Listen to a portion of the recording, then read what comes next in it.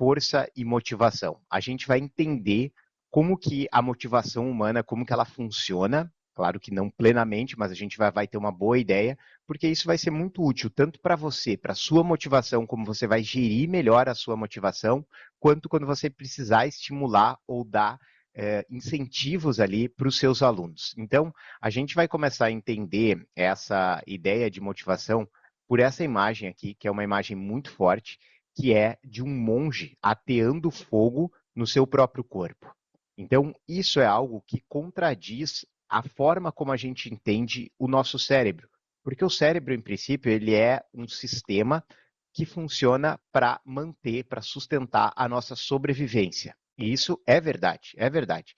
O cérebro, ele tem como proposta a sustentação da sobrevivência. E daí como é que você consegue explicar que um cérebro que é focado em sobrevivência pode produzir isso, pode produzir o ateamento no próprio corpo, o ateamento de fogo no próprio corpo. Então, quando a gente pensa no cérebro tomando decisões, na verdade são dois trabalhos que ele faz. A gente viu isso em outras aulas, mas é um conceito interessante que é o bottom-up, top-down. Bottom-up, da base para cima. Bottom-up, da base para cima. Isso está relacionado aos nossos sentidos, que realmente, quando a gente sente fogo, a gente vai querer sair daquela situação. Quando a gente pensa daí, elabora aquilo, a gente pode muitas vezes vencer inicialmente os sentidos. Então, o top-down é quando você cria uma ideia, você consegue também estimular os sentidos, mas os sentidos vão estimular a ideia. Então, é como se tivesse um conflito. Aquilo que você quer fazer, aquilo que os seus sentidos estão dizendo. Então, existe esse conflito aí acontecendo o tempo inteiro dentro do nosso cérebro e dependendo de cada situação, você vai preponderar os sentidos ou a sua ideia. Então, isso acontece aqui, o mongezinho conseguiu tocar fogo no corpo dele, porque ele tem tanto estímulo mental, ele criou uma ideia tão forte que ele precisava fazer aquilo, que aquilo venceu todos os sentidos dele, inclusive a própria preservação da vida. Então, isso é algo que é possível justamente por conta dessa ideia de bottom-up, top-down. Então, aqui, ó, esse é um livro bem interessante para quem quiser entender sobre o corpo humano, eu recomendo ele. Foi um livro que eu li esse ano e que ele traz muitos conceitos interessantes no sentido de que a nossa sociedade ela sempre viveu de uma certa forma baseada em toda a estrutura biológica nossa foi construída dentro de um ambiente, mas de uns tempos para cá a gente vem modificando muito esse ambiente de forma que isso está modificando a nossa biologia. Então a gente começou a fazer alguns desajustes no nosso funcionamento. Não é possível hoje a gente voltar a morar dentro das cavernas para se adaptar totalmente, mas à medida que a gente entende como que esses desajustes acontecem, a gente consegue lidar melhor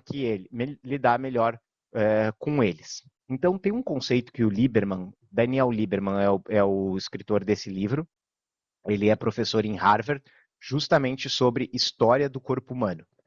E tem um conceito muito interessante que aqui vai o ponto muito importante para nós aqui que lidamos com motivação, que é o seguinte: a gente tem uma ideia interna de que o que faz bem, o que nos dá sensação boa, o que nos dá sensação de prazer é o que faz bem. E aquilo que nos dá dor, nos dá incômodo, nos faz mal.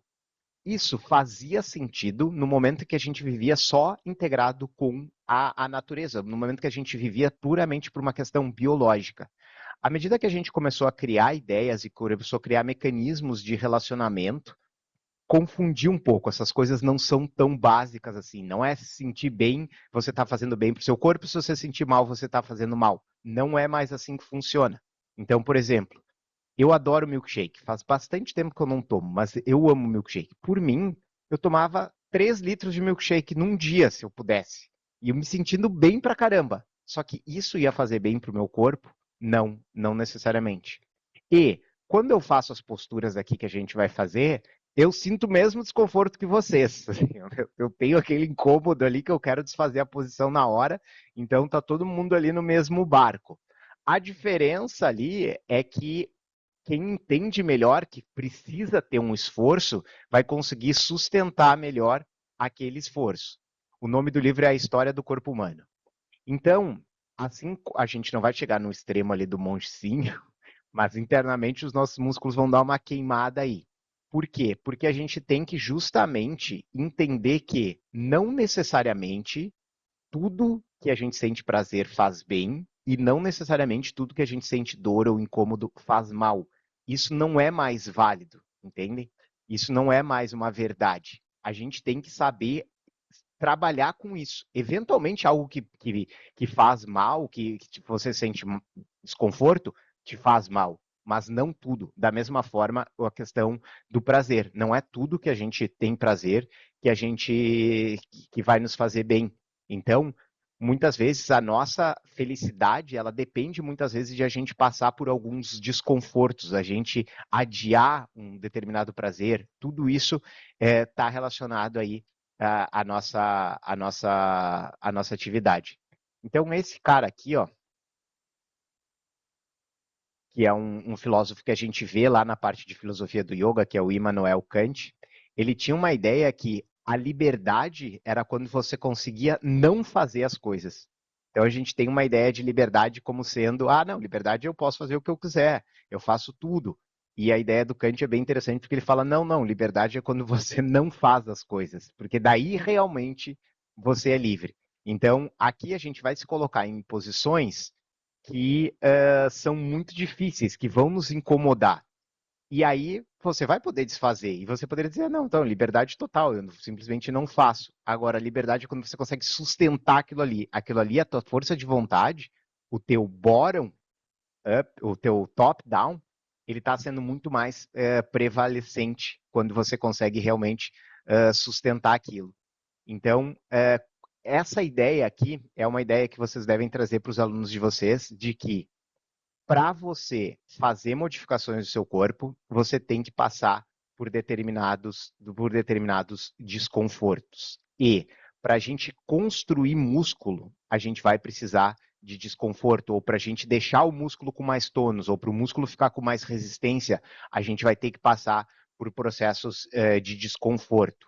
Entre eles, e as várias formas que nós temos de trabalhar o músculo, nós temos uma forma chamada isometria, que é o momento em que a gente vai sustentar o músculo numa determinada posição e o nosso músculo vai fazer contração, relaxamento, contração, relaxamento, contração, relaxamento diversas vezes de forma involuntária. Você não tem controle sobre aquilo, mas o seu músculo está trabalhando ali internamente como se fosse uma pequena musculação ali muito rápida e desenvolvendo ali força e resistência. Como eu falei, não é a única forma de desenvolver força e resistência, mas é uma forma bem eficiente e as posturas do yoga, quando a gente trabalha com força, elas vão trabalhar no sentido